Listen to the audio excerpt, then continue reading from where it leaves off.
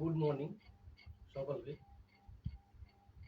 আজ আমরা যে বিষয়টা নিয়ে আলোচনা করব সেটা হচ্ছে ক্লাস 10-এর অর্থাৎ মাধ্যমিকের জিওগ্রাফির আমরা প্রতিটা চ্যাপ্টার ওয়াইজ আলোচনা করে যাব, ঠিক আছে, এবং পুরো সিলেবাসটা আলোচনা করব। তো আজ আমরা ফার্স্ট যে চ্যাপ্টারটা নিয়ে আলোচনা করব সেটার নাম হচ্ছে বহির্জাত প্রক্রিয়া ও তাদের দ্বারা সৃষ্ট ভূমিরূপ। বহির্জাত প্রক্রিয়া ও তাদের দ্বারা সৃষ্ট ভূমিরূপ। বহির্জাত প্রক্রিয়া কি, এটা কিভাবে কাজ করে, বা আর বহির্জাত প্রক্রিয়া আছে, তারপর অন্তর্জাত প্রক্রিয়া। বহির্জাত প্রক্রিয়াকে এক্সোজেনেটিক বলে এবং অন্তর্জাত এন্ডোজেনেটিক বলে। তো এই সমস্ত প্রক্রিয়াগুলো কিভাবে কাজ করে এবং তাদের দ্বারা সৃষ্ট ভূমিরূপগুলো কি কি, সেই ভূমিরূপগুলো সম্বন্ধে আলোচনা করব আমরা। তারপর আলোচনা করব যে কিভাবে আমাদের পাহাড় পর্বত বা গ্রস্ত উপত্যকা, ক্যানিয়ন, অশ্বক প্রাকৃতিক হ্রদ, এইসব বিষয়গুলো কিভাবে হচ্ছে, এইসব বিষয় নিয়ে আমরা দু চার কথা বলে আলোচনা করব। এবং আজকের আমাদের টপিকটা শুরু করছি। আমাদের যে মাধ্যমিকের সিলেবাস রয়েছে বা যে চ্যাপ্টার রয়েছে সেখানে মোটামুটি 6টা চ্যাপ্টার রয়েছে। ফার্স্ট চ্যাপ্টার হচ্ছে বহির্জাত প্রক্রিয়া ও তাদের দ্বারা সৃষ্ট ভূমিরূপ, ঠিক আছে। সেকেন্ড যে চ্যাপ্টারটি রয়েছে সেটার কি নাম, সেকেন্ড চ্যাপ্টারটা হচ্ছে বায়ুমণ্ডল। 2 নম্বর চ্যাপ্টারটা হচ্ছে কি, 2 নম্বর চ্যাপ্টারটা হচ্ছে বায়ুমণ্ডল। বায়ুমণ্ডল সরি 3 নম্বর চ্যাপ্টারটা, 3 নম্বর চ্যাপ্টার হচ্ছে বায়ুমণ্ডল। আমার হাত লেখা একটু খুব ভালো, তাই যদি কারো পড়তে অসুবিধা হয় তা একটু ম্যানেজ করে নিও, ঠিক আছে। হাত লেখা আমার খুবই ভালো। বায়ুমণ্ডল 2 নম্বর হচ্ছে বায়ুমণ্ডল, 3 নম্বর হচ্ছে বায়ুমণ্ডল। আর 4 নম্বর যে চ্যাপ্টারটা রয়েছে, 4 নম্বর চ্যাপ্টারটার কি নাম, 4 নম্বর চ্যাপ্টার হচ্ছে বর্জ্য ব্যবস্থাপনা, অর্থাৎ বর্জ্য পদার্থ যেগুলো রয়েছে সেগুলো ব্যবস্থাপনা, বর্জ্য ব্যবস্থাপনা। 5 নম্বর যে চ্যাপ্টার রয়েছে সেটা কি নাম, ভারত প্রাকৃতিক অর্থনীতি। ভারত, এটা হচ্ছে কি প্রাকৃতিক ও অর্থনৈতিক, ঠিক আছে, প্রাকৃতিক অর্থনৈতিক পরিবেশ, ঠিক আছে। 6 নম্বর যে চ্যাপ্টার সম্বন্ধে আলোচনা করতে সেটা হচ্ছে উপগ্রহ চিত্র। খুব সুন্দর চ্যাপ্টার এবং খুব ইন্টারেস্টিং। উপগ্রহ চিত্র, ঠিক আছে, ও ভূ বৈচিত্র্য, ভূ বৈচিত্র্য সূচক মানচিত্র, মানে ম্যাপ সম্বন্ধে আলোচনা, ঠিক আছে। তো এই 6টা চ্যাপ্টার রয়েছে ক্লাস 10-এর। এই 6টা চ্যাপ্টার সম্বন্ধে আমরা আজ ফার্স্ট যে চ্যাপ্টারটা আলোচনা করব সেটা বহির্জাত প্রক্রিয়া তাদের দ্বারা সৃষ্ট ভূমিরূপ, ঠিক আছে। তো একে একে আমরা আলোচনা করতে যাই। ফার্স্ট যে চ্যাপ্টারটা সেটার নাম হচ্ছে বহির্জাত প্রক্রিয়া তাদের দ্বারা ভূমিরূপ। আচ্ছা, ভূমিরূপ গঠনের বহির্জাত প্রক্রিয়ার কিছু আমাদের সূচনা বা কিভাবে হয়েছে এটা বলছি। পৃথিবীর, আমাদের যে পৃথিবী গোলাকার, আমরা পৃথিবীর বাইরে আছি না ভিতরে আছি, আমরা পৃথিবীর বাইরে থাকি। সবসময় মনে রাখতে হবে আমরা পৃথিবীর কিন্তু বাইরে থাকি, ভিতরে থাকি না, ঠিক আছে। ভিতরে গলিত ম্যাগমা রয়েছে, ঠিক আছে, প্রচন্ড উষ্ণতা, সেখানে মানুষ থাকে না, ঠিক আছে, কেউ থাকে না। তো আমরা পৃথিবীর উপরে আছি, ঠিক আছে। তাহলে পৃথিবীর উপরে আমরা কি কি দেখতে পাই, পৃথিবীর উপরে আমরা দেখতে পাই পাহাড় দেখতে পাই, এভাবে একটা পাহাড় দেখতে পাই, ঠিক আছে। তারপর কি দেখতে পাই, একটা সমভূমি দেখতে পাই। তারপর কি দেখতে পাই, একটা আবার এইভাবে গর্ত দেখতে পাই। তাহলে এই সমস্ত জিনিসগুলো কিন্তু আমরা দেখতে পাই। এই অযোধ্যা পাহাড় দেখতে পাচ্ছি, জয়চন্ডীর পাহাড় দেখতে পাচ্ছি। আবার আমরা যদি পুরুলিয়া থেকে বাঁকুড়ার দিকে একটু যাই তাহলে দেখতে পাবো একটা সমতল ভূমি দেখতে পাচ্ছি, মানে সমান ভূমি, বিস্তীর্ণ এলাকা জুড়ে একটা সমান ভূমি আছে, ঠিক আছে। সেখানে চাষবাস করা হয়, ঠিক আছে। তারপর আবার আমরা আরেকটু নর্থের দিকে যদি যাই, আমাদের ওয়েস্ট বেঙ্গলের মধ্যে নর্থের দিকে যদি যাই তাহলে দেখবো একটা একটা পাহাড় রয়েছে, সেই পাহাড়ের মাঝে বিশাল পথ এবং এটা দিয়ে রিভার একটা নদী বয়ে চলেছে। তাহলে এই সমস্ত জিনিসগুলো আমরা দেখতে পাই। তো এই সমস্ত জিনিসগুলো কিভাবে তৈরি হয়েছে বা এদের সৃষ্টির আদিকালটা কি সেটা সম্বন্ধে আলোচনা করব। পাহাড় কিভাবে তৈরি হয়, আমাদের গস্ত উপত্যকা কিভাবে তৈরি হয়েছে, আবার সমভূমিতে বা কিভাবে তৈরি হয়, সেগুলো সম্বন্ধে একের পর এক আলোচনা করব। ঠিক আছে? তো আমরা প্রথমেই জানি যে আমাদের ভূমিরূপ সৃষ্টির দুটো প্রক্রিয়া আছে। ঠিক আছে? দুটো প্রক্রিয়া। কি সেই প্রক্রিয়া? এক নাম্বার কি? এক নাম্বার হচ্ছে অন্তর্জাত,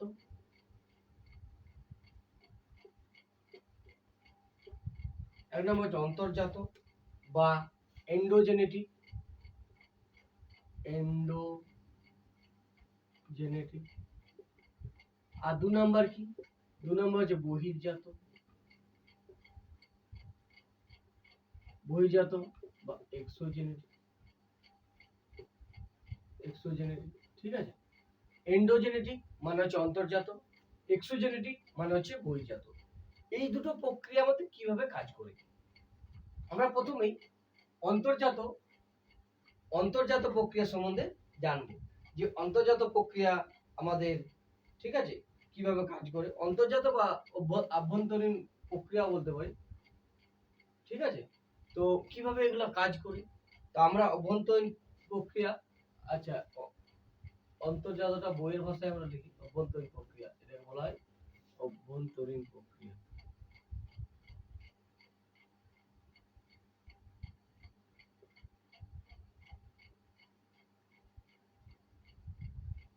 অভ্যন্তরীণ প্রক্রিয়া। ঠিক আছে?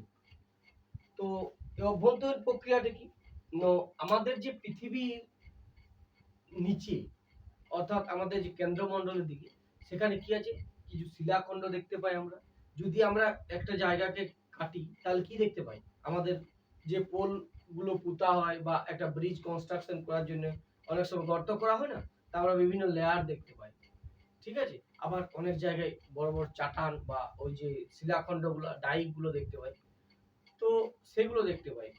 তাহলে এগুলোর সঙ্গে কিছু বিক্রিয়া করে, আমাদের যে অন্তর্জাত প্রক্রিয়াগুলো রয়েছে সেগুলো কিছু বিক্রিয়া করে, তার ফলে আমাদের এই আমাদের যে এই অন্তর্জাত প্রক্রিয়া বা এর বিক্রিয়া করে করে অনেক কিছু পাহাড় পর্বত এসবগুলো সৃষ্টি হচ্ছে, মালভূমি সৃষ্টি হচ্ছে।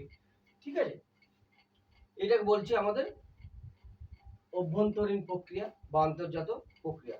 অর্থাৎ ভূগর্ভে যে পদ্ধতিতে কাজ করে সেই পদ্ধতিকে অন্তর্জাত পদ্ধতি বলা হয়, বা ভূগর্ভে আলোড়ন সৃষ্টি করে তাকে আমরা অন্তর্জাত প্রক্রিয়া বলতে পারি। ঠিক আছে? আর একটা কি? আর বহির্জাত প্রক্রিয়া রয়েছে। আমরা অন্তর্জাত প্রক্রিয়ার আলোচনা করলাম, মানে এটা যদি আমাদের পৃথিবী হয় তাহলে পৃথিবীর উপরে নিশ্চয়ই আমরা আছি, গাছপালা আছে, সবাই আছে। ঠিক আছে? কোনো অসুবিধা নেই। তাহলে আমরা আছি পৃথিবীর উপরে। এবার পৃথিবীর নিচে যদি আমরা এভাবে ক্রস সেকশন করলাম, তাহলে এতে কি কি রয়েছে? এখানে শিলা রয়েছে, মাটি রয়েছে, এখানে ম্যাগমা রয়েছে, গরম। ঠিক আছে? তাহলে এরা নিজেদের মধ্যে একটা বিক্রিয়া করছে। বিক্রিয়া করার পর অনেক জায়গায় দেখা যায় যে এরকম হিমালয়ের মতো পাহাড় সৃষ্টি হয়ে গেল, কোথাও আবার পুরুলিয়ার মতো মালভূমি সৃষ্টি হয়ে গেল, বা ঝাড়খণ্ডের মতো আবার কোথাও সমভূমি হয়ে গেল। তো এগুলো কিভাবে তৈরি হয় সেগুলো আমরা জানবো। এটা হচ্ছে অন্তর্জাত প্রক্রিয়া। বহির্জাত প্রক্রিয়াটা কি? আচ্ছা, পৃথিবী রয়েছে, এটা পৃথিবীর উপর আমাদের গাছ আছে। ঠিক আছে? আর কি রয়েছে? আর মানুষ রয়েছে। ঠিক আছে? গরু রয়েছে। ঠিক আছে? ছাগল, ঘোড়া সবাই আছে। তাহলে এখানে আমাদের দেখা যাচ্ছে অনেক সময় এখানে আমাদের গর্ত হয়ে যাচ্ছে, উঁচু জায়গা হয়ে যাচ্ছে, গ্রস্ত উপত্যকা হয়ে যাচ্ছে। এগুলো কেন তৈরি হচ্ছে? বহির্জাত প্রক্রিয়াগুলি মেনলি আমাদের কি কি ভাবে তৈরি হয়? এক নম্বর হচ্ছে কি? নদীর দ্বারা ক্ষয়ের প্রভাবে তৈরি হয়, বায়ুর দ্বারা ক্ষয় প্রভাবে তৈরি হয়। নদী, বায়ু, ঠিক আছে, হিমবাহ, হিমবাহ হলো, নদী হলো, বায়ু হলো, হিমবাহ হলো, তারপর সমুদ্র তরঙ্গ, জলের দ্বারা হলো। ঠিক আছে? ইত্যাদি প্রক্রিয়াগুলো আমাদের মোটামুটি একটা ক্ষয় করতে থাকে। ঠিক আছে? এবার আমরা বহির্জাত প্রক্রিয়াগুলো কিভাবে ক্ষয় করে সেটা সম্বন্ধে একটু আলোচনা করি। ঠিক আছে?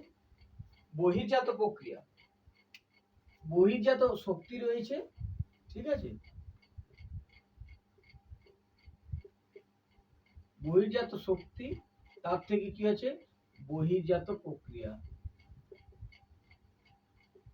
বহির্জাত প্রক্রিয়া, ঠিক আছে। এটাকে আমরা আবার চার ভাবে প্রক্রিয়া আমরা ভাগ করতে পারি, ঠিক আছে। এক নম্বরে কি, এক নম্বরে আমরা যে প্রক্রিয়ার সম্বন্ধে বলবো সেটার নাম হচ্ছে কি, সেটা হচ্ছে পর্যায়িত করণ বা পর্যায়ন। আর এটাকে আমরা কি বলি, গ্রেডেশন। গ্রেডেশন, ঠিক আছে। দু নম্বর প্রক্রিয়াটা কি, দু নম্বর প্রক্রিয়াটা হচ্ছে অবরোহণ। অবরোহণ, অবরোহণ বা আরেকটা কি বলি, আমরা বলি ক্ষয় সাধন। আরেকটা বলি ক্ষয় সাধন, মানে যার দ্বারা ক্ষয় হয়। ক্ষয় সাধন ইংলিশ কি হবে, একটা যে ডিগ্রেডেশন। ডিগ্রেডেশন, ঠিক আছে। তিন নম্বর প্রক্রিয়াটা কি, তিন নম্বর প্রক্রিয়াটা হচ্ছে আরোহণ। আরোহণ বা স্তূপীকরণ। স্তূপীকরণ ইংরেজিতে কি বলা হয় একে, ইংরেজি বলে অ্যাগ্রেগেশন, মানে জমা হওয়া। অ্যাগ্রেগেশন। আরেকটা রয়েছে কি চার নম্বরে, আবহ বিকার। আবহ বিকার বা ওয়েদারিং, ঠিক আছে। আবহ বিকার বা ওয়েদারিং। আচ্ছা, গ্রেডেশন বা পর্যায়িতকরণ এই ঘটনাটা কি, আমরা গ্রেডেশন কথাটা তখন বলতে পারি যখন ক্ষয়, বহন এবং সঞ্চয়। ক্ষয়, ক্ষয় হচ্ছে একটা, একটা হচ্ছে বহন হচ্ছে, একটা সঞ্চয় হচ্ছে। এই তিনটা প্রসেসকে যখন আমরা একসঙ্গে মানে পর্যায়ন বলতে আমরা সামঞ্জস্যতা বোধ করি, তখন আমরা গ্রেডেশন বলি। ওটা সামঞ্জস্য থাকবে, একটা বিশাল পরিমাণ হয়ে যাবে, একটা হবে না, এরকম হয় না, ঠিক আছে। তাহলে তাকে আমরা গ্রেডেশন বলি। তারপর কি, আর হচ্ছে আরোহণ বা ক্ষয় সাধন।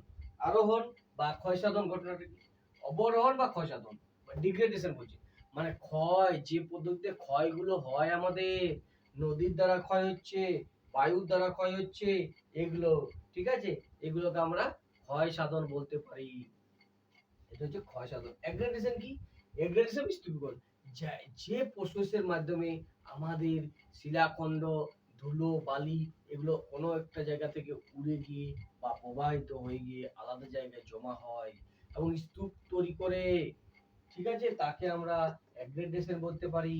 ওয়েদারিং কি, ওয়েদারিং মানে হচ্ছে কি আবহ বিকার, মানে এরপরে চূর্ণ বিচূর্ণ হয় পদার্থগুলো বিভিন্ন রাসায়নিক বা প্রাকৃতিক কারণে, সেটাকে আমরা ওয়েদারিং বলি।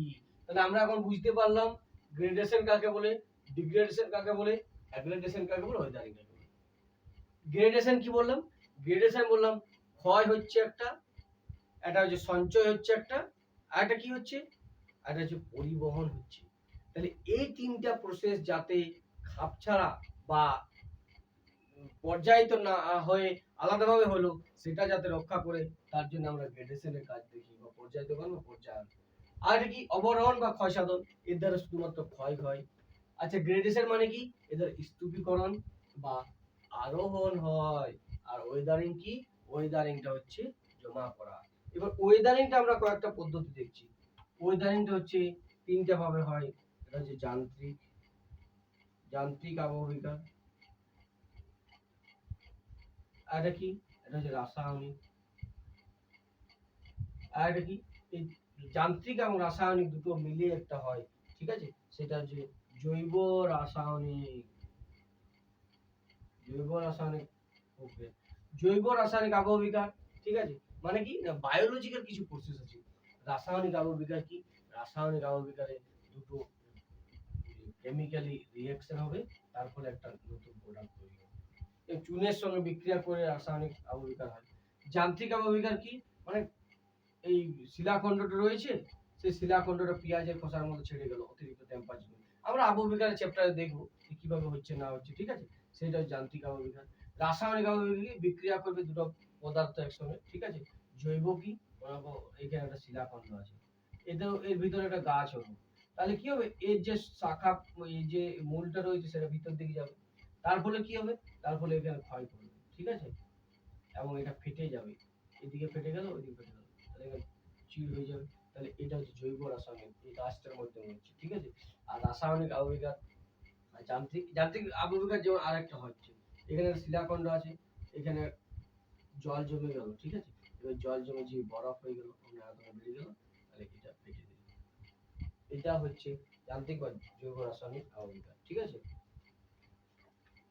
এরপর আমরা কিছু এই বহির্জাত প্রক্রিয়ার বললাম, কিছু টুলস রয়েছে, বা যে যাদের দ্বারা ক্ষয়, সঞ্চয় বা বহন বা ভূমিরূপগুলো তৈরি হয়, তাদের মধ্যে একটা হলো কি, নদীর দ্বারা সৃষ্ট ভূমিরূপ, ঠিক আছে। এবার নদী, নদী সম্বন্ধে আমরা জানি একটু। আচ্ছা, নদী বলতে কি বুঝি? আমরা যদি বলি নদী মানে কি, তাহলে নদী বুঝতে আমরা বুঝি যে একটা স্বাভাবিক ফ্লো আছে, বা স্বাভাবিক একটা গতিপথ নিয়ে যে জলটা গ্র্যাভিটির টানে উপর থেকে নিচে প্রবাহিত হচ্ছে, ঠিক আছে, তাকে আমরা রিভার বলতে পারি, বা নদী বলি, স্ট্রিম বলি, এভাবে জলটা যাচ্ছে, ঠিক আছে, উপর থেকে নিচে। তাহলে একে তো আমরা, এটা তো আমরা টেনে নিয়ে যাচ্ছি না, বা পাম্পের মাধ্যমে যাচ্ছে না, এটা একটা ন্যাচারাল স্লোপ আছে, উপর থেকে নিচের দিকে যাচ্ছে, ঠিক আছে, তাই একে আমরা নদী বলি।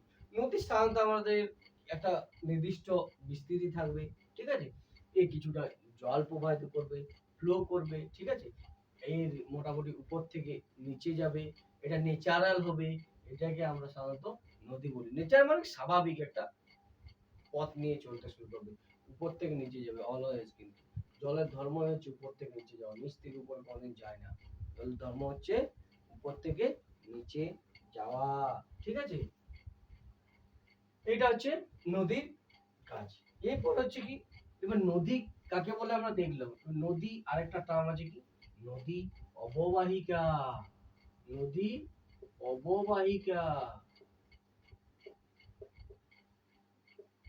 নদী অববাহিকাটা কি, নদী অববাহিকাটা কি জিনিস, আমার এরকম একটা নদী বইছে, ঠিক আছে, এদিক থেকে একটা নদী আসছে, এদিক থেকে একটা নদী আসছে, এখান থেকে আরেকটা নদী আসছে, এখান থেকে একটা নদী আসছে, এখান থেকে আরেকটা নদী আসছে, আবার এখান থেকে, আবার এখান থেকে, আবার এখান থেকে, আবার এখান থেকে, আবার এখান থেকে, এখান থেকে, এদিক থেকে, এদিক থেকে, এদিক থেকে।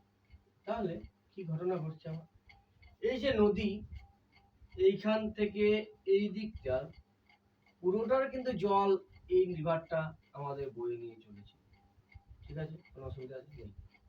এই যে নদীটা, এর এখান থেকে জল নিয়ে আসছে, আবার এখান থেকে, এখান থেকে, অর্থাৎ একটা নদীর যতটা এলাকার জল বহন করে, ঠিক আছে, সেটাকে আমরা নদীর অববাহিকা বলতে পারি। এটা যদি ধরি আমরা একটা গঙ্গা রিভার বা যমুনা রিভার, যে কোনো দামোদর রিভার, তাহলে এই যে এরা সবাই উপনদী শাখা নদী মিলিয়ে যে জলটা প্রবাহিত করে, সেটাকেই আমরা বলতে পারি নদী অববাহিকা, একটা নদীর অববাহিকা বলি তাকে আমরা, ঠিক আছে। এটা হলো নদীর অববাহিকা। আরেকটা কি নাম আছে, হ্যাঁ, এটা তো আমরা নদীর অববাহিকা পড়লাম, ঠিক আছে।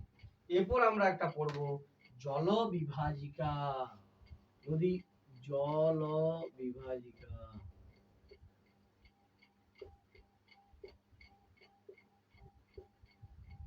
জল বিভাজিকাটা কি জিনিস, আমরা জল বিভাজিকার সম্বন্ধে দু এক কথা পড়ি। জল বিভাজিকা মানে হচ্ছে, এই একটা উঁচু স্থান রয়েছে, ঠিক আছে, পাহাড় বা যে কোনো একটা উঁচু স্থান, তাহলে কি হবে, এখানে যখন বৃষ্টি পড়ছে, ঠিক আছে, এখানে মেঘ হয়েছে, ঘনীভূত হয়ে এখানে বৃষ্টি পড়ছে, ঠিক আছে, বৃষ্টি পড়ছে, তাহলে এটা হচ্ছে টপ মোস্ট স্থান এইটা, তাহলে এই রিভারটা এইদিকে নিশ্চয়ই প্রবাহিত হবে, আবার এই রিভারটা এইদিকে প্রবাহিত হবে, তাহলে এই যে এলাকার জলটা এদিকে যাচ্ছে, আবার এই এলাকার এইদিকে যাচ্ছে, এরা কিন্তু একে অপরকে কখনো এই দুটো রিভার টাচ করছে না এখনো পর্যন্ত। তাহলে এই যে ডিভাইডারটা, এটাকেই আমরা বলতে পারি, বা এই যে আমার বিভাজন করছে দুদিকে জলটা প্রবাহিত করতে, একে আমরা জলবিভাজিকা বলি। জলবিভাজিকা মানে দুটো নদীর যে সেপারেশন বা আলাদা করে দিচ্ছে জল প্রবাহটা, সেটাকে আমরা বলতে পারি নদীর জলবিভাজিকা। ঠিক আছে, এটা হচ্ছে নদীর জলবিভাজিকা।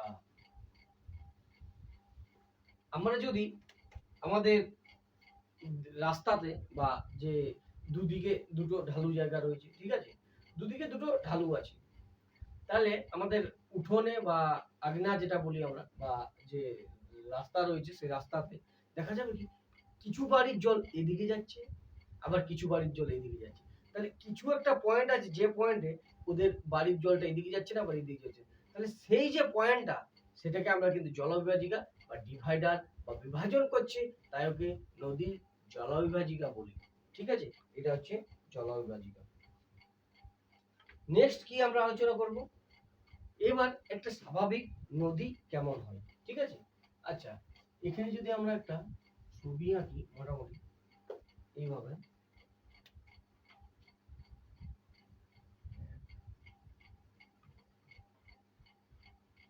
তাহলে কি হচ্ছে, এখানে এইভাবে প্রবাহিত হচ্ছে নদীটা, এইভাবে এইখান থেকে আসছে, এইভাবে আসছে,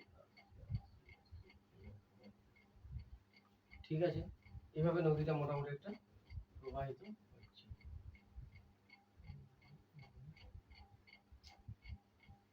এইভাবে প্রবাহিত হচ্ছে, ঠিক আছে, মোটামুটি একটা এভাবে প্রবাহিত হচ্ছে নদীটা। তাহলে এইখান থেকে আবার এইখান থেকে নদীটা এইভাবে প্রবাহিত হচ্ছে, এটা যাচ্ছে রিভার, এইদিকে যাচ্ছে নিশ্চয়ই নিচ দিকে। ঠিক আছে, তাহলে এটাকে আমরা কি বলতে পারি, এটাকে আমরা উচ্চ গতি বলতে পারি। এটাকে কি বলতে পারি, এটাকে আমরা মধ্য গতি বলতে পারি। এটাকে কি বলে বলতে পারি, এটাকে নিম্ন গতি বলতে পারি। তাহলে উচ্চ গতি, মধ্য গতি, নিম্ন গতি, নদীর তিনটা গতি। যে নদীর এই তিনটা গতি থাকবে সেই নদীকে আমরা আদর্শ নদী বলবো। আমাদের গঙ্গা একটি আদর্শ নদী। গঙ্গার উচ্চ গতি রয়েছে, মধ্য গতি রয়েছে, আবার নিম্ন গতি রয়েছে। গঙ্গা হিমালয় থেকে উৎপত্তি হরিদ্বার পর্যন্ত যাচ্ছে, সেটা আমার উচ্চ গতি। হরিদ্বার থেকে মোটামুটি বিহারের আগে পর্যন্ত আসছে, সেটা আমার মধ্য গতি। বা তারও আগে যে ওয়েস্ট বেঙ্গল ঢুকছে সেখান পর্যন্ত মধ্য গতি, আর ওয়েস্ট বেঙ্গল গেলে নিম্ন গতি আমরা বলতে পারি। তাহলে গঙ্গা একটা কি আমার আদর্শ নদী। ঠিক আছে, এইখানে কি হচ্ছে, এইখানে ম্যানলি হয়, এই উচ্চ গতিতে আমার কি হয়, এখানে ক্ষয় হয়। ঠিক আছে, এখানে কি হয়, এখানে বহন হয়, আর এখানে কি হয়, এখানে সঞ্চয় হয়। তাহলে ক্ষয়, বহন আর সঞ্চয়, এই তিনটা ঘটনা আমার ঘটলো। এখানে ক্ষয় হচ্ছে, এখানে বহন হচ্ছে, সঞ্চয়। অর্থাৎ নদীর উচ্চ গতিতে আমার কি হয়, ক্ষয় হয়। নদীর মধ্য গতিতে কি হয়, বহন হয়। আর নিম্ন গতিতে কি হয়, নদীর সঞ্চয় হয়। তাহলে ক্ষয়, বহন, সঞ্চয় আর তিনটা গতি রয়েছে, তাহলে একে আমরা আদর্শ নদী বললাম। ঠিক আছে, কোনো অসুবিধা নেই। এরপর কি হচ্ছে, এরপর আমার দেখা যাচ্ছে নদীটা এই উচ্চ গতিতে ক্ষয়ের পরিমাণটা প্রচুর বেশি হয়। এখানে মধ্য গতিতে বহন আর ক্ষয় সামান্য হয়, না বললেই চলে। ঠিক আছে, তাহলে এখানে আমার কি ধরনের উপত্যকা তৈরি হয়, আয়াকৃতির বা ভি আকৃতির উপত্যকা, মানে শুধু ক্ষয় করছে, তাই এখানে এভাবেও তৈরি হতে পারে। ঠিক আছে, মোটামুটি এটাও তৈরি হয়। এটা আমার আয়াকৃতি উপত্যকা, এটা ভি আকৃতি উপত্যকা, এটা তৈরি হয়। সেকেন্ডলি কি হয়, আমার নদী এইভাবে চলে যায়, সেকেন্ডলি এইভাবে। ঠিক আছে, এখানে বহন হয়। আর থার্ড স্টেজে কি হয়, আমার নদী থার্ড স্টেজে এইভাবে যায়। ঠিক আছে, এইখানে জল আছে। তাহলে নদী এটা মধ্য গতিতে, এটা নিম্ন গতিতে, এটা উচ্চ গতিতে। ঠিক আছে, এই ঘটনাটা আমার ঘটলো। নদী উচ্চ গতিতে কি কি কাজ করে, এটা নিয়ে আমরা আলোচনা করব। ঠিক আছে, বা নদীর ক্ষয়গুলো কিভাবে হয়, নদী কিভাবে ক্ষয় করে, এটা সম্বন্ধে একটু আমরা আলোচনা করি। কি কি পদ্ধতিতে নদী ক্ষয় করে। নদীর ক্ষয় করার চারটা পদ্ধতি রয়েছে। ঠিক আছে, নদী যে আমাদের পার্বত্য অঞ্চলে ভূমির ঢাল অনুযায়ী পার্বত্য অঞ্চলে কি হচ্ছে, নদী ভূমির ঢাল হয়েছে, বয়ে চলেছে। তাহলে এখানে প্রচুর খরস্রোতা রয়েছে নদীর মধ্যে এবং ভীষণ একটা ডিপ রয়েছে। তাহলে এখানে যদি নদীটা প্রবাহিত হয়, নুড়ি পাথর কাকড় যা পাবে সব নিচে নিয়ে চলে যাবে। তাহলে নিচে নিয়ে যাওয়ার জন্য এখানে প্রচুর পরিমাণে ক্ষয় করবে। ঠিক আছে, এবার এইখানে যে পদার্থগুলো ক্ষয় করেছে সেগুলো মধ্যবর্তী আবার বহন করছে, নিয়ে যাচ্ছে, একটা একটা পাথরখণ্ড নিয়ে যাচ্ছে এভাবে। ঠিক আছে, যদি আমরা হিমালয়ের দিকে দেখি তাহলে দেখো বিশাল বিশাল পাথরখণ্ড এখানে আমার ক্ষয় করে নিয়ে যাচ্ছে, কিন্তু একদম রিয়েলিস্টিক। ঠিক আছে, আবার তারপর মধ্যগতিতে ওগুলো রাউন্ড হতে হতে হতে হতে হতে বহন করে চলছে। নিম্নগতি আস্তে আস্তে ওরা আস্তে আস্তে নিজেদেরকে প্রসারিত করছে এবং কিছু কিছু সঞ্চয় করতে করতে করতে মোহনার দিকে এগিয়ে চলেছে। ঠিক আছে, এটা আমরা নদীর উচ্চগতি, মধ্যগতি এবং নিম্নগতি দেখতে পাই। তারপর কি ঘটনাটা ঘটছে, নদী চারটা ভাবে ক্ষয় করে সাধারণত। ঠিক আছে, বা নদী এই যে ক্ষয় করছে কেন, তার কি কি প্রভাব, কারণগুলো কি। নদীর এক নম্বর হচ্ছে উচ্চতা, ভীষণ উচ্চতা, উচ্চতা বা ঢাল, স্লোপ বা ঢাল বললাম আমি, এটাকে ঢাল বললাম। ঠিক আছে, এক নম্বর কি নদীর ঢাল রয়েছে। দু নম্বর কি হলো, দু নম্বর জলের গতিবেগ রয়েছে, জলের গতিবেগ। তিন নম্বর আমরা কি বলবো, জলের গতিবেগ রয়েছে। তিন নম্বর শিলাস্তরের প্রকৃতি, বা এই যে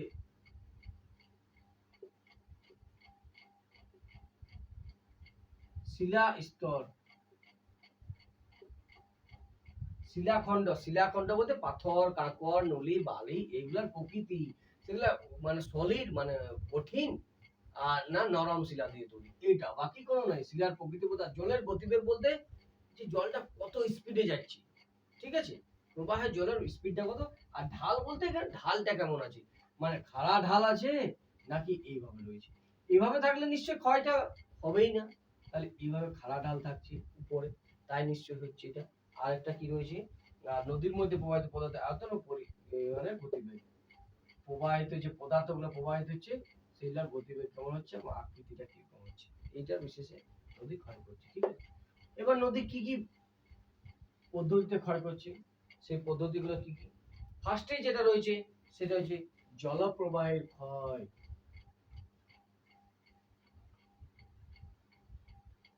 জলপ্রবাহের ক্ষয়, হাইড্রোলিক অ্যাকশন। এটা কিন্তু জেসিপি হাইড্রোলিক নয়, যে জেসিপি তে হাইড্রোলিক আছে সেই হাইড্রোলিক এটা নয়, এটা কিন্তু যে জলপ্রবাহের ক্ষয় সেটাকে আমরা হাইড্রোলিক হাইড্রোলিক অ্যাকশন বলি। ঠিক আছে, দু নাম্বার কি, দু নাম্বার আছে অবঘর্ষ, অবঘর্ষ, অবঘর্ষ, অবঘর্ষ ইংরেজিটা আমাদের হচ্ছে corrosion, corrosion, C O double R A, C O double R A S I one, corrosion, corrosion. তিন নাম্বার হচ্ছে কি অবঘর্ষ, তিন নাম্বার হচ্ছে ঘর্ষণ ক্ষয়।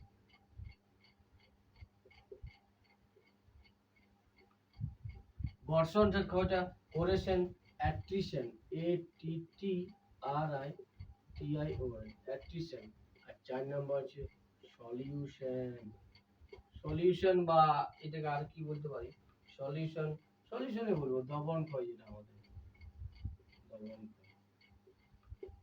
তাহলে আমরা এক একটা জিনিস নিয়ে আলোচনা করি। জলপ্রবাহের ক্ষয় কি, জলপ্রবাহের ক্ষয় হচ্ছে, এটা মনে করো নদী। ঠিক আছে, এটা আমাদের একটা নদী প্রবাহিত হচ্ছে। ঠিক আছে, এবার হচ্ছে কি, জলটা তো এইভাবে প্রবাহিত হচ্ছে, তাহলে জলের তো একটা গতিবেগ আছে এবং জলের একটা ক্ষয় করার ক্ষমতা আছে। তাহলে জলটা এদের দেওয়ালে ধাক্কা দিচ্ছে, তাহলে দেওয়ালটাতে ধাক্কা দেওয়ার জন্য মানে নদীর যে পাড়টা রয়েছে, দু পাড়টা রয়েছে, নদী নিশ্চয় সবাই দেখেছো, নদীর যে পাড়টা রয়েছে সেই পাড়গুলো দেখবে ধস নেমে যায়। কেন ধসটা নামে, কারণ জলের গতিবেগ থাকে, তো তো জলের গতিবেগে যেই এই পাড় দিকটাতে আমার ধাক্কা দিল, এই পাড় দিকটাতে যে আমার ধাক্কা দিল, অমনে কি হয়ে গেল, এই পাড়টা আমার ক্ষয় হয়ে গেল, এই পাড়টায় ধাক্কা দিতে এই পাড়টা ক্ষয় হলো, তাহলে নদীটার কিন্তু আকৃতিতে এইভাবে চওড়া হতে হতে থাকবে, এদিকটা এইভাবে চওড়া হতে হতে থাকবে। আরেকটা কর বাবা হয়, আরেকটা নদীর যে তলদেশটা হয় সেই তলদেশটা জলের মাধ্যমে ক্ষয় করে, কিন্তু তলদেশটা একটা ক্ষয় করে। ঠিক আছে, এইভাবে নদী কিন্তু ক্ষয় করতে করতে নিচ থেকে উপর থেকে নিচ দিকে বইতে থাকে। এটা আমাদের কি জলপ্রবাহের ক্ষয়। হাইড্রোলিক অ্যাকশন আমরা বুঝতে পারলাম, মানে জলের দ্বারা যে ক্ষয়টা হয়। আমরা যদি বাড়িতে একটা প্র্যাকটিস করি, তাহলে সামান্য একটা ঢালু জায়গাতে কিছুটা পরিমাণ বালি উপর একটু এমনি করে দেব, উপর করবো উপর দিকটা, আর তার নিচ দিয়ে নিচ করবো, তাহলে উপরে যদি জল ঢালা হয় দেখতে পাবো আমরা জলটা কিভাবে ক্ষয় করে বালিটা নিয়ে যাচ্ছে নিচ দিকে। সেইভাবেই আমাদের কিন্তু এটা ক্ষয় করে জলপ্রবাহের ক্ষয়। ঠিক আছে, এটা হচ্ছে জলপ্রবাহের ক্ষয়। এবার অবঘর্ষণ ক্ষয়টা কি? অবঘর্ষণ কি? এই যে নদীটা আমার প্রবাহিত হচ্ছে, আমি কিন্তু এই 2 নম্বর টেপ আলোচনা করছি। 1 নম্বরটা আমার অলরেডি কমপ্লিট, 2 নম্বরটা অবঘর্ষক ক্ষয়টা আমরা আলোচনা করছি। অবঘর্ষক ক্ষয়টা কি? এই যে জলটা প্রবাহিত হচ্ছে, ঠিক আছে, এবার জলের মধ্যে কি আছে? জলের মধ্যে কি থাকে? আমার এই যে নুড়ি কাকর বালিগুলো আছে, ঠিক আছে, কোবেল পেবেল যা কিছু আছে, এরা সবাই কি করছে? নদীর খাতে, মানে নদীর নিচটাতে তলদেশটা ক্ষয় করছে, আবার নদীর সাইডের পাড়গুলোতে ক্ষয় করছে। নদীর সাইডে পাড়গুলো ক্ষয় করলো, আবার নদীর তলদেশটাই ক্ষয় করলো। জল কেমন নিজে একবার নদীর পাড়গুলো ক্ষয় করছে আর তলদেশটা, ঠিক সেইভাবে নুড়ি কাকরগুলো নদীর তলদেশটা ক্ষয় করছে, আবার নদীর দু সাইডটা ক্ষয় করছে। এইভাবে ওরা ক্ষয় করতে করতে করতে করতে নিচ দিকে বয়ে চলেছে। এটা কোথায় হচ্ছে? এটা সম্পূর্ণ হচ্ছে কিন্তু উচ্চ গতিতে ক্ষয়। এই ক্ষয় সাধারণত মধ্যগতিতে দেখতে পাওয়া যায় না বললেই চলে, দু এক জায়গায় যায়। এটা আমাদের অবঘর্ষণ। এবার কি হচ্ছে? একটা হচ্ছে ঘর্ষণ ক্ষয়। Very interesting topic. ঘর্ষণ ক্ষয়টা কি? এইভাবে আমার নদীটা বয়ে চলেছে, তাহলে এই যে একটা শিলাখণ্ড রয়েছে, আবার এই একটা শিলাখণ্ড, তাহলে এই দুটো শিলাখণ্ড কি করলো? একে অপরের মধ্যে এরা একে অপরের মধ্যে ঘর্ষণ করলো। তাহলে যেই এরা একে অপরের ঠক্কর দিল, তাহলে এর এইখানটা ছেড়ে গেল, তাহলে এটা কি হয়ে গেল? এরকম হয়ে গেল, এটা এরকম হয়ে গেল। এবার কি? এরা আরো প্রবাহিত হচ্ছে, আলাদা কারোর সঙ্গে আরেকটা ক্ষয় করলো, আলাদা আরেকবার এরকম এরকম।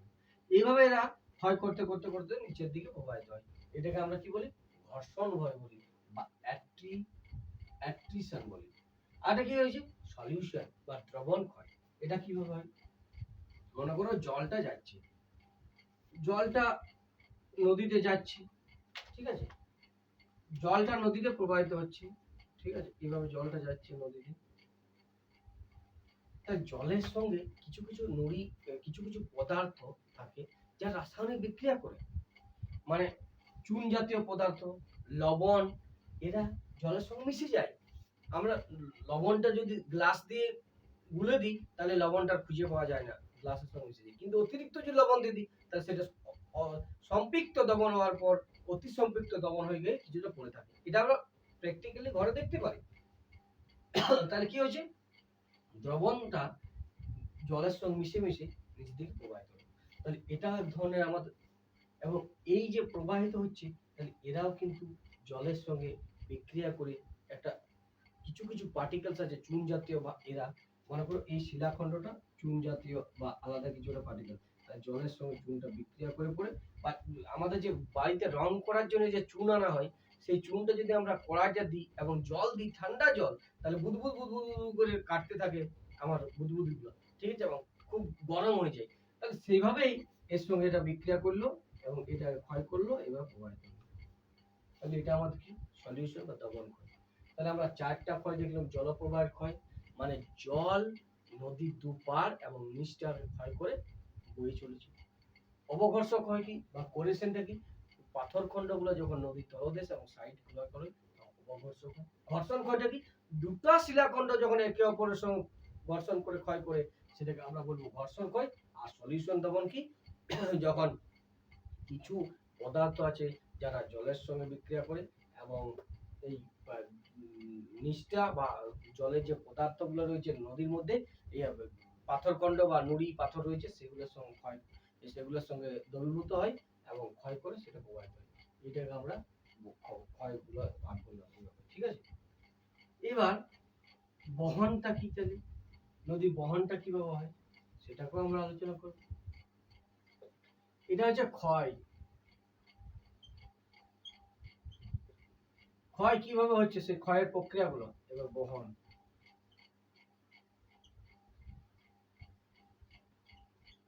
কিছু বহনের প্রক্রিয়া রয়েছে, সেগুলো কি, ঠিক আছে। এক নম্বর হচ্ছে, বা বহনটা কিভাবে হয়, বহনটা হচ্ছে এক নম্বর হচ্ছে জলের পরিমাণ কতটা আছে, জলের পরিমাণ বা কতটা পরিমাণ জল যাচ্ছে, পরিমাণ মানে আয়তনে বলতে চাইছি, জলের পরিমাণ, ঠিক আছে। জলের পরিমাণ, এক গ্লাস জল আর এক বালতি জলের মধ্যে পার্থক্য, তো সেটাই পরিমাণ। এক বালতি জল যতটা, এক গ্লাস জল কি ততটা নয়, নিশ্চয়ই, সেটা পরিমাণ। জলের পরিমাণের উপর একটা নির্ভর করছে। দু নম্বর কি কিসের উপর নির্ভর করছে, গতিবেগের উপর। এটা জলের গতিবেগ, জলের গতিবেগের উপর কিন্তু নির্ভর করছে যে বহনটা কিভাবে হবে। এবার এই বহনগুলো হওয়ার তিনটে প্রক্রিয়া আছে মোটামুটি। সেই প্রক্রিয়াগুলো কি, এক নম্বর হচ্ছে দ্রবণ প্রক্রিয়া, দ্রবণ প্রক্রিয়া বা সলিউশন। এই যে সলিউশন হয়েছিল, ক্ষয় করলো, সেই সলিউশনে আবার প্রবাহিত হবে কিভাবে, এই সলিউশনটা জলের সঙ্গে মিশে যাবে কিছু কিছু। এই যে আমি বললাম না, চুনটা জলের সঙ্গে মিশে যাচ্ছে, যেমন সেইভাবে আবার চিনিটা বা লবণটা জলের সঙ্গে মিশে যায়। তাহলে জলের সঙ্গে মিশে গেল, আমরা কিন্তু খালি চোখে দেখতে পারলাম না, কিন্তু ওরা ওদের সঙ্গে বিক্রিয়া করে এই নিচের দিকে বইতে শুরু করে। তাহলে চুনটা বা আমার এই যে লবণ জাতীয় পদার্থগুলো, ওটা নিচ দিকে বইলো, তাহলে সেটাও তো এক ধরনের বহন প্রক্রিয়া। সেটাকে আমরা কি বলতে পারি, দ্রবণ প্রক্রিয়া বা সলিউশন বলতে পারি, ঠিক আছে। এটা একটা। সেকেন্ড কি হচ্ছে, সেকেন্ড হচ্ছে ভাসমান প্রক্রিয়া। দু নম্বর হচ্ছে কি, ভাসমান প্রক্রিয়া। ভাসমান প্রক্রিয়াটা কিভাবে, এই যে জলটা যাচ্ছে, ঠিক আছে, তাহলে কিছু কিছু তো পদার্থ থাকে, আমরা প্লাবতার শক্তি অনুসারে জানি যে এর কিছুটা ডুববে এবং কিছুটা, এই যদি ঘনত্বটা কম হয় তাহলে এই নিশ্চয়ই বেশি বেশি বেশি বেশি প্রবাহিত হবে। একটা যদি নদীর উপর যদি শোলা ছেড়ে দিই, শোলা বা কাঠের টুকরা, তা দেখি সেটা কিন্তু ভাসতে থাকে। কেন ভাসে, কারণ ওর ঘনত্বটা খুব কম, তার জন্য ওটা ভাসমান। তাহলে ভাসমান প্রক্রিয়া একটা বহন করলো নদী, হয়েছে একটা দমন প্রক্রিয়া বহন করবে। তিন নাম্বার কিসে বহন করবে, ঠিক আছে, এই ভাসমান প্রক্রিয়াটাকে আমরা সাসপেনশন বলি। Suspension, S U S P N S I O, suspension. তিন নাম্বার প্রক্রিয়াটা কি নাম, তিন নাম্বার যে প্রক্রিয়াটা সেটা লম্ফদান, লম্ফদান, লম্ফদান প্রক্রিয়া, বা হচ্ছে লম্ফদান মানে সল্টেশন, লম্ফদান প্রক্রিয়া বা যাকে আমরা সল্টেশন বলি। কিভাবে যাচ্ছে, যাচ্ছে কিভাবে, এটা রিভারটা, তাহলে এই একটা পাথর আছে, এইখানে জাম্প করবে, এইখানে আবার এইখান থেকে উঠে যে এইখানে জাম্প করবে, আবার গেল এইখান থেকে উঠে এইখানে জাম্প করবে, আবার এইখানে একটা ই জাম্প করবে, আবার এইখানে এইখানে জাম্প করবে, এইখানে জাম্প করবে, আবার তাহলে এইভাবে একটা জাম্প করে করে যাচ্ছে, তো সেটাকে আমরা সল্টেশন বা লম্ফদান প্রক্রিয়া বলি। তাহলে তিনটে প্রক্রিয়া আমরা বুঝতে পারবো, ঠিক আছে। আর এটা কি, একটা আকর্ষণ প্রক্রিয়া, টানের মাধ্যমে, মানে গ্র্যাভিটি আছে না, গ্র্যাভিটি, আকর্ষণ প্রক্রিয়া। এই যে আমরা দাঁড়িয়ে আছি পৃথিবীটার উপর, আমরা পড়ে যাচ্ছি না কেন, এটা গ্র্যাভিটি টান আছে কিন্তু, ঠিক আছে। তা সেটা বুঝতে হবে যে গ্র্যাভিটিটা কি জিনিস। তাহলে গ্র্যাভিটির টানে কিছু কিছু জিনিস আবার প্রবাহিত হয় উপর থেকে নিচে, গ্র্যাভিটির জন্য প্রবাহিত। তাহলে এটা হচ্ছে আমার বহন প্রক্রিয়া, ঠিক আছে। এবার হচ্ছে কি, নদীর সঞ্চয় ও অবক্ষেপণের কাজ রয়েছে, সেগুলো আমরা আলোচনা করছি। যেমন নদীর ঊর্ধ্ব গতিতে হচ্ছে ক্ষয় করছে, নদীর মধ্য গতিতে বহন করছে, তারপর নদীর মোটামুটি নিম্ন গতিতে সঞ্চয় করছে, ঠিক আছে, এইভাবে যাচ্ছে। এবার নদীর ক্ষয়ের ফলে সৃষ্ট কিছু ভূমিরূপ আমরা আলোচনা করব, ঠিক আছে। নদীর ক্ষয়ের ফলে সৃষ্ট ভূমিরূপ গুলো সম্বন্ধে আলোচনা করি একটু। নদীর ক্ষয়ের ফলে সৃষ্ট ভূমিরূপ, নদীর ক্ষয়ের ফলে সৃষ্ট ভূমিরূপ।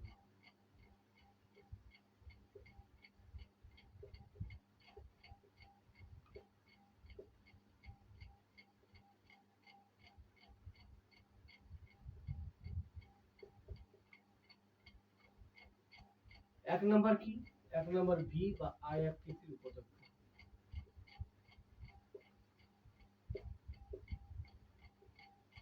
ভি বা আয়াকৃতির উপত্যকাটা কি? আচ্ছা, এইটা পাহাড়ি এলাকা একটা, তাহলে এইখানে নদীটা বইছে। এখানে কি ঘটনা ঘটবে? নদীটা আমার কিভাবে নদী করে প্রবাহিত হয়, এইভাবে প্রবাহিত হয়। ঠিক আছে, তাহলে এদিক থেকে একটা স্রোত আসছে, এদিকে এবারে মিলিত হয়ে মোটামুটি যাচ্ছে। এটা আমরা যদি ন্যারো সেন্সে দেখি, তাহলে এইভাবে হবে, এইভাবে,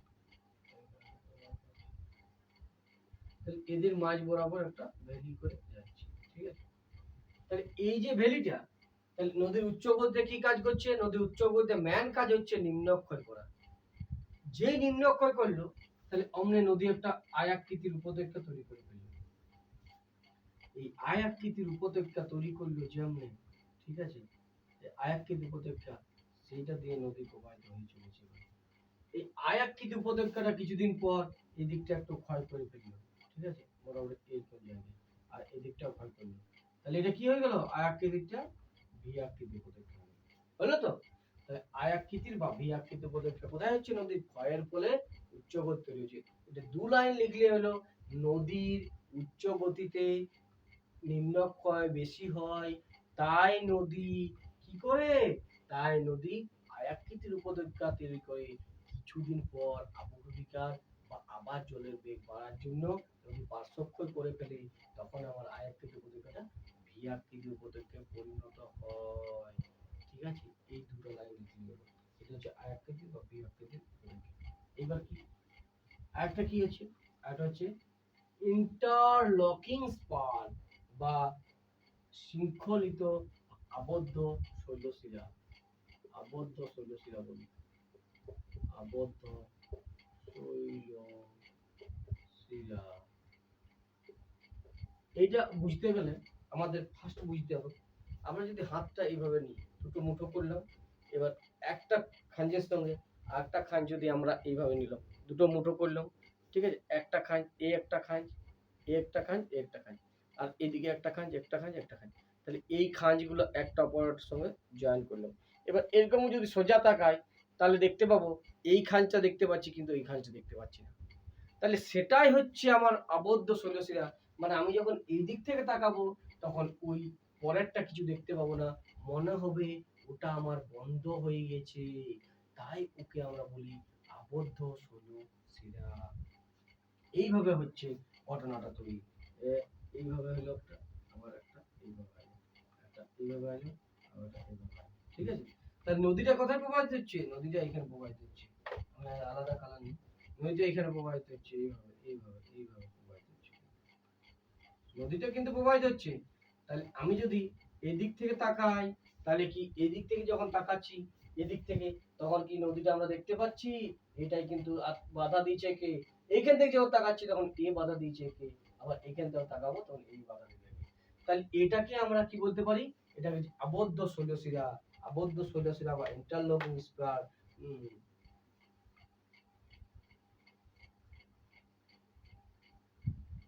মানে এটা কেন ঘটনাটা ঘটলো? এই ঘটনাটা ঘটার একটা কারণ আছে। কেন ঘটলো? এইভাবে এইভাবে এইভাবে কেন ঘটলো? এটা কিন্তু নদী নয়, এটাই কিন্তু নদী শুধুমাত্র। এটা কি? এটা পাহাড়।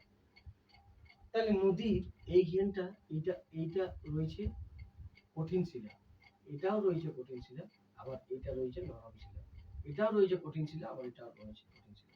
তাহলে নদী কি করেছে? একে ক্ষয় করতে পারেনি, কিন্তু একে ক্ষয় করেছে। তাহলে এ এগিয়ে গেছে। আবার একে ক্ষয় করতে পারেনি, তাহলে এদিকে চলে গেছে, এটা আবার নরম শিলা। আবার একে ক্ষয় করতে পারেনি, তাহলে এদিকে চলে আসছে।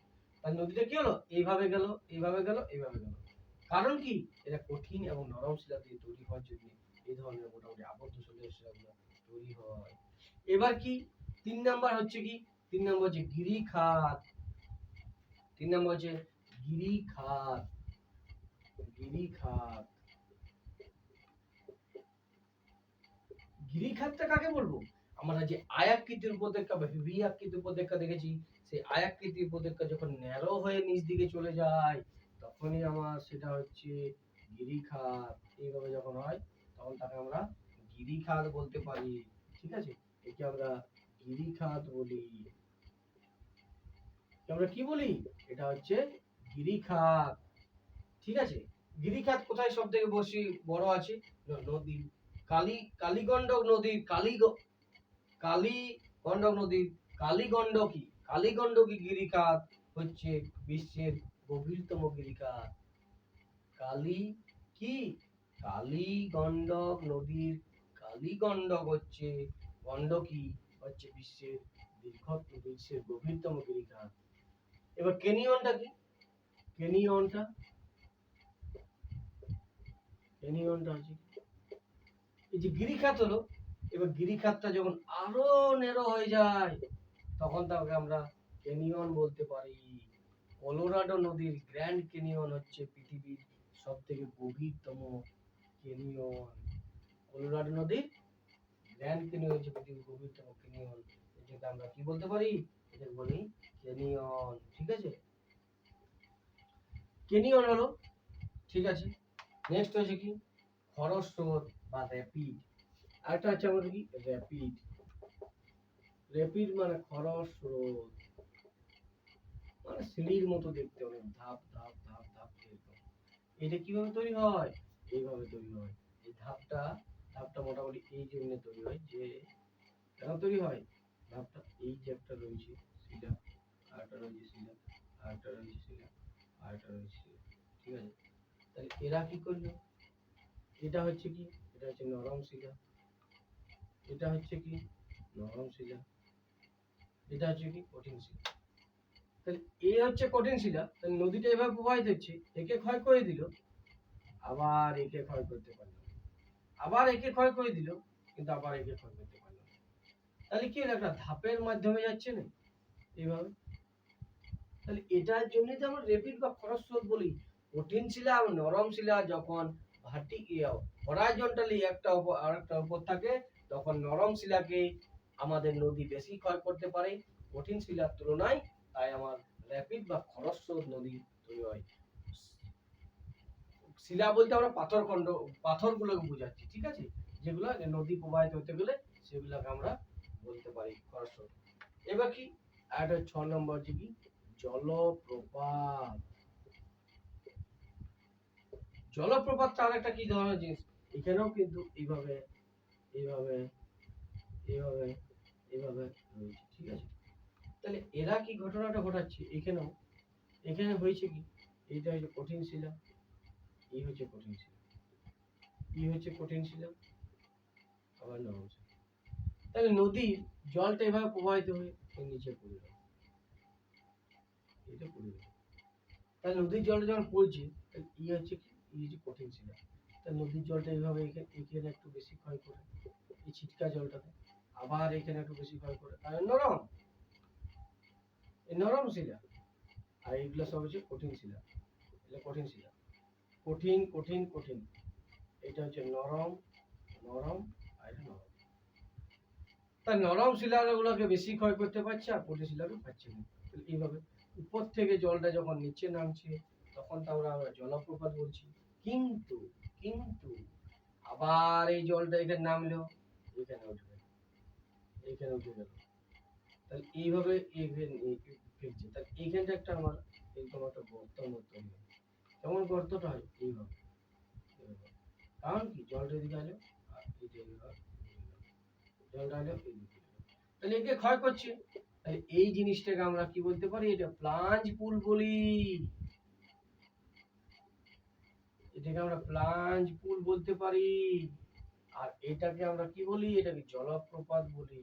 এটাকে জলপ্রপাত আর এটাকে আমরা প্লাঞ্জ পুল বলি। এইখানটা সৃষ্টি হয় প্লাঞ্জ পুলটা। এই ঘটনাটা প্লাঞ্জ পুলটা, এখানে নদীর জলটা পড়ছে তো, তাহলে এইখানটা এইভাবে ক্ষয় করে নুড়ি কাকড়গুলা বা জলটা নরম শিলা পায়, তাহলে ক্ষয় করে দেয়, তখন এটা আরো ভিতর দিকে ঢুকে যায়। হঠাৎ করে একদিন ধস করে এই দশটা নেমে যায়, দশ নেমে অনেক মানুষ মারা যায়। টুরিস্ট যারা যায় তারা তো জানে না যে এইখানে আমার সাধারণত প্লাঞ্জ পুল তৈরি হয়েছে, তাহলে উপরের শিলাগুলা মোটামুটি দুর্বল হতে হতে শুরু করেছে, কঠিন হয়ে কিন্তু দুর্বল হতে হতে শুরু করেছে। তাহলে দুর্বল হওয়ার জন্য এরা কি করছে? এরা ধস করে নেমে গেল, কিছু মানুষ মারা গেল, এর বেশি আর কিছু হয়নি ঘটনাটা। এটা আমরা কি বললাম, প্লাঞ্জ পুল দেখলাম আর জলপ্রপাত দেখলাম। 7 নাম্বার কি দেখব, আর 7 নাম্বার দেখবো আমরা পট হোল। পট হোল, পট হোল আর একটা নাম কি রয়েছে, এটার নাম রয়েছে মন্থকূপ। মন্থকূপ, ঠিক আছে, মন্থকূপ বলা আর একটা নাম, ঠিক আছে। তো এই মন্থকূপ জিনিসটা কি, মন্থকূপটা হয় যেমন নদী এইভাবে প্রবাহিত হচ্ছে, বুঝলাম, নদী প্রবাহিত হচ্ছে, এখানে নদীর শিলা রয়েছে, তাহলে নদী এখানে বুদবুদ কাটিয়ে দিল, এখানে একটা গর্ত করলো, আবার এখানে কোনো কিছু কারণে বুদবুদ করলো না, কিন্তু এখানে ঘর্ষণ করে দিল বেশি, তাহলে এখানে বুদবুদের কারণে মেনলি হয়, তাহলে বুদবুদ কাটার জন্য এখানে হাইড্রোলিক অ্যাকশনের কারণে একটা এইভাবে তৈরি হয়, ঠিক আছে, আবার এইভাবে, আবার এইভাবে, তাহলে এইভাবে নদীর বেডটা তৈরি হয়, সেটাই হচ্ছে এইগুলোকে প্লাঞ্জ পুল বলা হয়। এই প্লাঞ্জ পুল, সরি, এটা পটহোল বা মন্থকূপ বলা হয়, পটহোল বা মন্থকূপ বলা হয়, ঠিক আছে। তাহলে নদীর ক্ষয়ের ফলে সৃষ্ট ভূমিরূপগুলো আমরা তখন আলোচনা করলাম, কি করলাম, আয় আকৃতির ভূমিরূপ বা ভি আকৃতির ভূমিরূপ, তারপর তারপর আমরা কি করলাম, তারপর করলাম আবদ্ধ শৈলশিরা, ঠিক আছে, বা শৃঙ্খলিত শৈলশিরা, তারপর করলাম কি 3 নম্বর গিরিখাত, তারপর কি ক্যানিয়ন করলাম, তারপর কি করলাম, ক্যানিয়নের পর হচ্ছে খরস্রোত বা র্যাপিড যেটা বললাম, ধাপে ধাপ হয়ে যাচ্ছে, তারপর আলোচনা করলাম আমরা কি, তারপর জলপ্রপাত, তারপর প্লাঞ্জ পুল, তারপর মন্থকূপ, এগুলো মোটামুটি একটা ধারণা দিলাম। এরপর কি সঞ্চয় অবক্ষেপণ সৃষ্ট ভূমি, এবার নদীর সঞ্চয় করার পরে কিছু ভূমিরূপ সৃষ্টি হয়, ঠিক আছে, এবার ক্ষয়ের ফলে হলো, এবার সঞ্চয়ের ফলে, সঞ্চয়ের ফলে সৃষ্ট ভূমিরূপ, সঞ্চয়,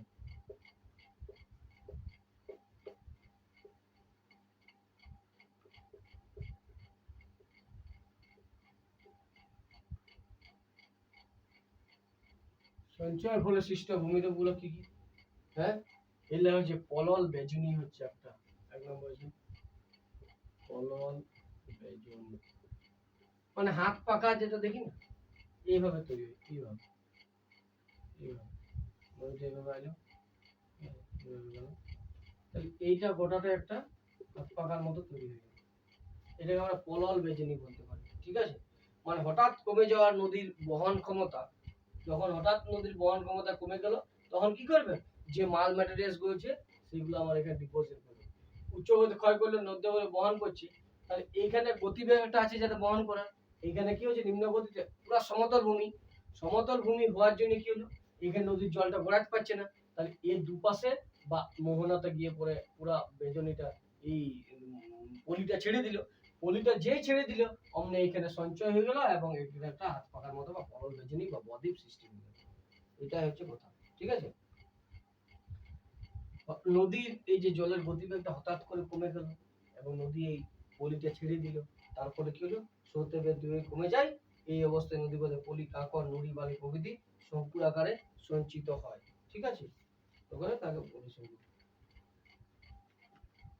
এবার কি আরেকটা ঘটনা হচ্ছে কি, এবার নদী বাঁক বা মিয়েন্ডার বলে একটা ঘটনা ঘটে, এটা পলল বেজনি বলতে পারলাম আমরা। আরেকটা ঘটনা ঘটে, না, সরি সরি, এই পলল বেজনিটা কিন্তু মোহনায় ঘটে না, ঘটে না, মলল বেজনিটা আমার অ্যাকচুয়ালি ঘটছে এইভাবে, আছে তো পাহাড়টা এখানে বেরাইলো, দুটা পাহাড়, এখানে আসছে আমার জলটা, তাহলে হঠাৎ করে নদীর গতিবেগটা কমিয়ে গেল, ক্ষয় করে করে আসছিল, তাহলে এইখানটা উচ্চ গতি এবং যেই মধ্যগতিতে চলে এলো বহন ক্ষমতা বাড়লো, কিন্তু এর যে ক্ষয় করা ম্যাটেরিয়াল গুলা সেগুলো সব আনে এখানে জমা দিয়ে দিল, তাহলে এইখানে যেই জমা দিয়ে দিল এখানে পলল বেজনি গঠন করলো, এটা নদীর পাহাড়ের পাদদেশে ঘটনাটা ঘটছে, এটাকে আমরা পলল বেজনি বলতে পারি, এটা হচ্ছে পলল বেজনি, ঠিক আছে, পাহাড়ের পাদদেশে বহন করে, এরপর কিছু জিনিস আবার বহন করে করে নিয়ে যাবে, তারপর মোহনায় জমা দেবে, সেটা আবার নিম্ন গতিতে সঞ্চয় করে, কিন্তু এইখানে যদি পলল বেজনি আমরা বলতে পারি পাহাড়ের পাদদেশে যে ঘটনাটা ঘটে, ঠিক আছে, সরি সরি সরি ভুল বলে দিয়েছিলাম, সরি সরি, এটা হচ্ছে পলল বেজনি। এবার কি হচ্ছে, এবার যে নদী বাঁক বা মিয়েন্ডার, নদী বাঁকটা কি, মানে নদী এইভাবে প্রবাহিত হচ্ছে একটা নদী, ঠিক আছে, এইভাবে একটা নদী প্রবাহিত হচ্ছে, তাহলে নদী তো বাঁক নিচ্ছে, ঠিক আছে, তাহলে এটাকে নদী বাঁক বলছে। এবার মিয়েন্ডার কি জিনিস? মিয়েন্ডার ব্যাপারটা হচ্ছে, মিয়েন্ডার ব্যাপারটা আর কিছু নয়, এটা হচ্ছে কনকেভ আর এটা হচ্ছে কনভেক্স। কনকেভ এটা হচ্ছে কনভেক্স। কনকেভ আর কনভেক্স ফ্লো, ঠিক আছে, উত্তল আর অবতল ঢাল, ঠিক আছে, যে ঘটনা ঘটে এই দিক থেকে জলটা এসে এখানে ধাক্কা দিল, এই ক্ষয় করলো, এইখানে কিন্তু জমা হয়ে যাবে, আবার এদিকে যাবে, এখানে ক্ষয় করবে, এদিকে জমা হবে, আবার এদিকে যাবে, এইভাবে নদীটা প্রবাহিত হচ্ছে, ঠিক আছে, ধাক্কা দিচ্ছে, ক্ষয় করছে, জমা করছে, ঠিক আছে, কনকেভ সাইডটা ক্ষয় করছে, কনভেক্সে জমা করছে, এই ঘটনাটা ঘটছে, এটা নদী বাঁক বলে। মিয়েন্ডারটা কি? তুরস্কের একটা মিয়েন্ডার নামে নাম আছে নদীর, যে নদীটা প্রচুর বাঁক নিয়েছে, এবং মধ্যবর্তী সেম ঘটনা ঘটে, প্রচুর বাঁক নিয়ে নেই, তাই এই জন্য আমরা মধ্যবর্তী কি দেখতে পাই, মধ্যবর্তী আমরা দেখতে পাই এই বাঁকের ঘটনাটা, তাই আমরা এইকে বলতে পারি মিয়েন্ডার বলি, ঠিক আছে। এই মিয়েন্ডারের ফলে আরেকটা ঘটনা ঘটে, কি ঘটনা ঘটে? মধ্যবর্তী নদীর অশ্বক্ষুরাকৃতি হ্রদ ঘটে, অশ্বক্ষুরাকৃতি,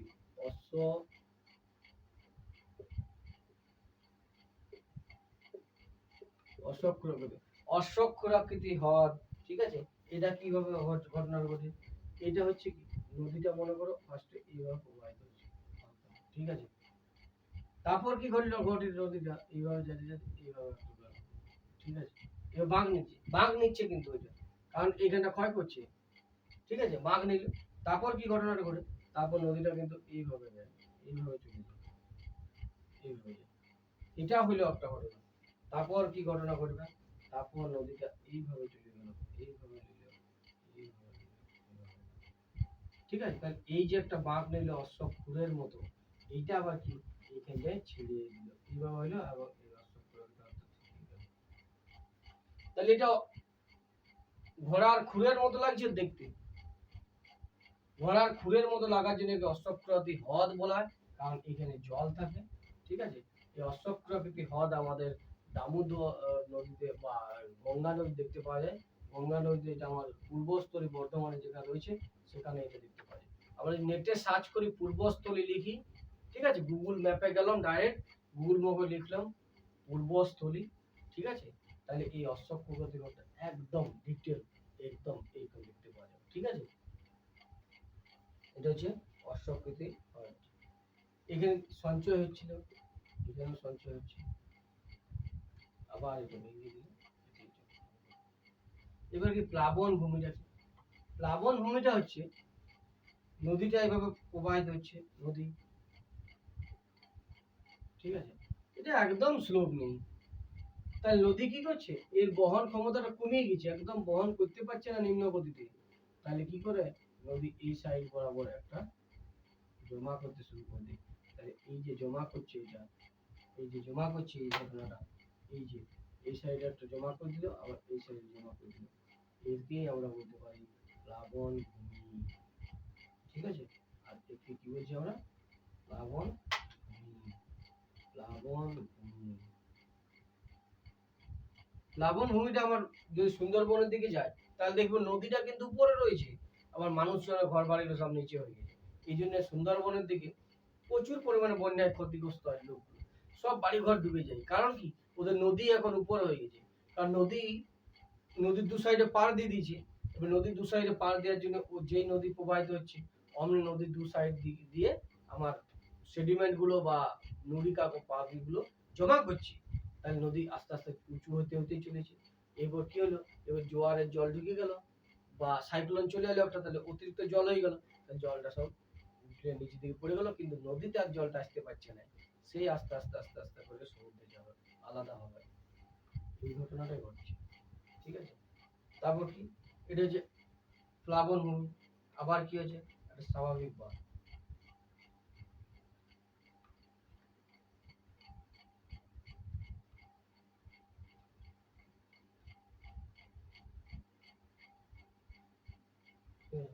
আর স্বাভাবিক বাঁধ কি, স্বাভাবিক বাঁধ হচ্ছে কি, এইরকম নদীটা যাচ্ছে তো, এটা একটা নদী, ঠিক আছে, তাহলে নদীর এই দিক বরাবর আর এই দিক বরাবর মাল ম্যাটেরিয়ালটা জমা হয়ে যাবে। ঠিক আছে, যেহেতু বহন ক্ষমতা কমে গেছে